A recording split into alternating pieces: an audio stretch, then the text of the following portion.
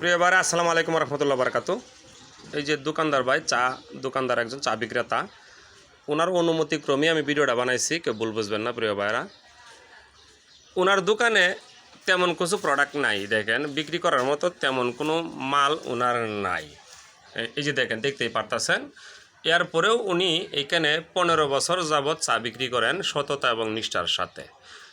ওনার মূল চালিকা শক্তি হলো সততা, আদর্শতা, ন্যায়পরায়ণতা। ওনার এখানে কোনো ইনভেস্ট নাই, তেমন কোনো ইনভেস্ট নাই। ওনার শক্তি হইলো একটা জিনিস, চা। এই যে চাটা বিক্রি করেন, আমি ওনার দোকানে একজন কাস্টমার এবং পাগল ভক্ত, দীর্ঘদিন যাবৎ চা খায়, ঢাকা 15 বছর যাবৎ ওনার দোকানে খায়, পাশে আরও অনেক দোকানেও খায়। বিশেষ করে এই যে কাপগুলো আপনার দেখায়, দেখেন এই যে এখানে ভালো করে খেয়াল করবেন। এই কাপগুলো দেখলে মনে হবে প্রত্যেক দিনই আপনার নতুন, কিন্তু না, এই কাপটার বয়সও 10 বছর। এই যে কাপটা দেখলে মনে হইব যে নতুন, কিন্তু না, এটারও হইতে পারে 5 বছর।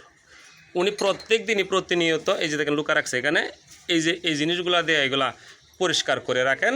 এই পরিষ্কার করার স্বার্থে ওনার দোকানে চাকায়, অন্য কিছু না। প্রত্যেকটা কাপ অত্যন্ত যত্ন সহকারে এবং পরিষ্কার করে উনি রাখেন। খুব পরিষ্কার মনের মানুষ, ভালোই চা বিক্রি করেন উনি।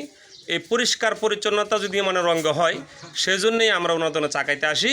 আর এটাই ওনার মূল শক্তি, এবং অসংখ্য অসংখ্য চা উনি বিক্রি করে থাকেন। আপনারাও চলে আসুন। ধন্যবাদ।